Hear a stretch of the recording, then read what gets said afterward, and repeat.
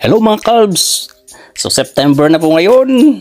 Sabi na, ang bilis ng panahon na babaybay na naman tayo papuntang UPLB tsaka Erie. So shout out po kina Sir Paul Honora, Sir Brian, at sa lahat ng mga OFW na nanonood nito. Shout out po sa inyo, lalo na mga taga Los Baños, Laguna. Shout out sa inyo mga guys! So dito po to sa may Agapita banda. Ito naman palagi yung pagbibiyahe ko, no, dito lang na area na to. So ayan, kakanan tayo dyan, and then dire-diretso lang. So grabe yung ang bilis ng panahon. So malapit na mag Christmas, lumalabas na si mga guys, si Jose Marichan, kumakanta na siya kasi September na. Grabe, bilis ng panahon. So ito guys, binabaybay lang natin yung area na to. So dito na to na part ay malapit pa ito sa may Mercury Drug, and then diretso yung building na yan na may blue yung bubong, yan yung LBDH, so hospital yan. So yan palaging maraming pasyente kung nagkasakit dyan, malapit lang, no. So tapos dito may mga kainan, and then dito sa kaliwa ito naman yung pagmamay-ari nila Sir Ton Hinwino, yung mall na yan.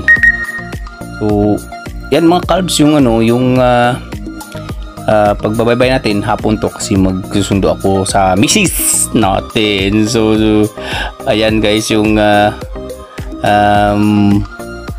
lugar na natin. Tapos yung di ba itong Mernels guys, yung may pula, tapos yung tapat niyan may dating kahoyan, so wala na siya.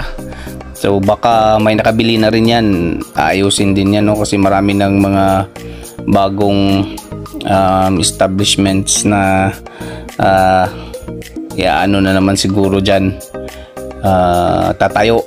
So dahan-dahan na maging na rin to dito sa Los Baños. So yan, sa mga lahat na taga Los Baños, Laguna, shout out po sa inyo mga Cubs, sa lahat ng mga students dito sa Los Baños, Laguna, teachers, lahat ng mga workers, good day sa inyong lahat. So ayan, dahan-dahan lang yung ating pagbibiyahe kasi medyo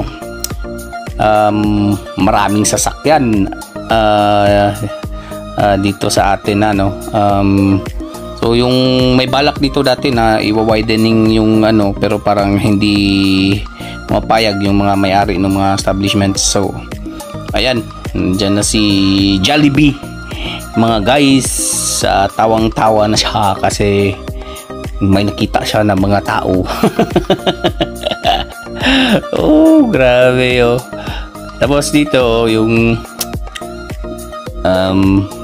kainan na yan, hindi yan kainan, yung pink na yan na building, marami ding dyan yung pwedeng mabibilhan.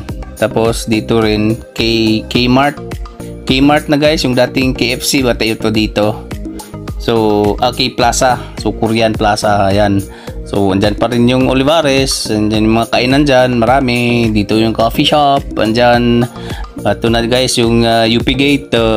So dito guys may nagtitinda na rin sa right, may mga bulaklak. Hindi ko alam bakit may mga ganyan bulaklak ngayong time September. May mga activities, daming nagbibilihan ng mga flowers na pa isa-isa, mga ganan. February na ba? Baka may activities yung mga school, akwentan siguro, tapos bibigay ng mga bulaklak. Ito na guys yung UP Gate guys.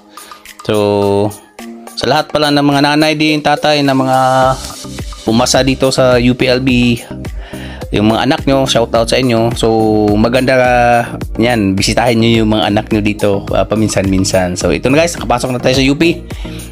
Ayan, tapos sa kaliwa ko kasi pupunta tayo ng International Rice Research Institute ngayong araw na to. So ayan, may Kuya Guard na rin dyan na nagmaman. So kasi kung minsan hirap din dyan dumaan kung walang guard, mamang guard, kasi tuloy-tuloy yung pag dadaan ng estudyante. Yun yung isa, nakakosong traffic. Tapos dito guys, grabe no, ang lapad na ng daan.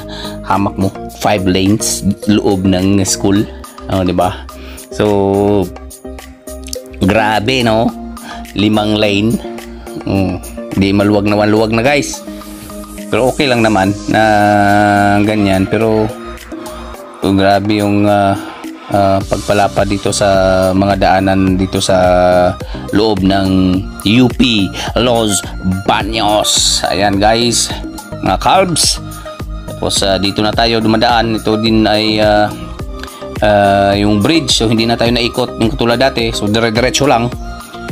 So yung ano pala dito guys sa Los Baños, sa umaga maganda yung panahon, pero paghapon halos talaga no, nauulan. Kaya medyo ano to,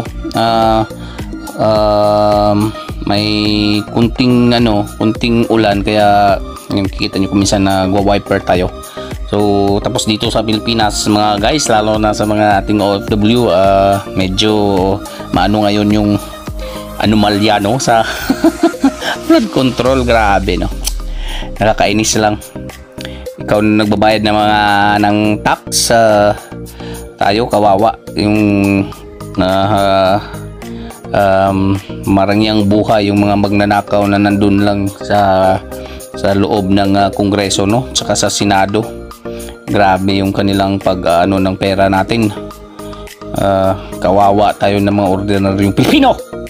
Ayan, sorry at nag-iba yung ano natin. So ayan, bye-bye tayo dito naman doon sa may Pili Drive. Ayan, papasok na tayo. So ganda pa rin ng ano. Tapos so, di ba, kita nyo yung daan dito sa left side. Ayan, pag babaybayin nyo yan, pag nandito makabili kayo galing sa ibang bansa, katulad ng Sao Paulo, yung daan dito sa kaliwang side, bagong gawa. Actually bagong gawa, tapos wala masyado dyang dumadaan ng mga malalaking truck pero kikita nyo yan, basag-basag na yung iba. Tapos yung semento parang ang nipis na yung makikita mo, yung halok, mga gravel. Grabe, sa halip na pulido yan, tsaka may bakal yan, wala. Tapos dito naman, ito yung old na road. So 2-way lang yun, 2 lanes to. Dati magkabilaan lang yan nung dati yun. Pero ngayon grabe, dun sa kabila 2 plus 2, 6 lanes na yung lahat. Pero hindi yun ginagamit yung dun sa kabilang side para mga Calbs.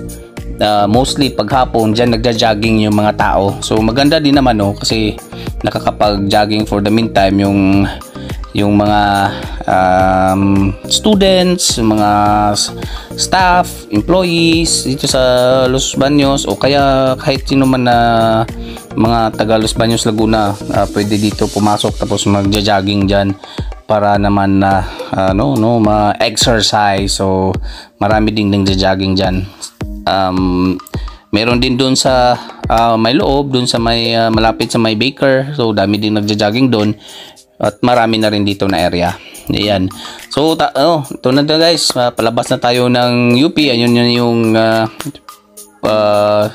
security station. So ayan, nalabas na tayo. Tapos pupunta na tayo ng Erie.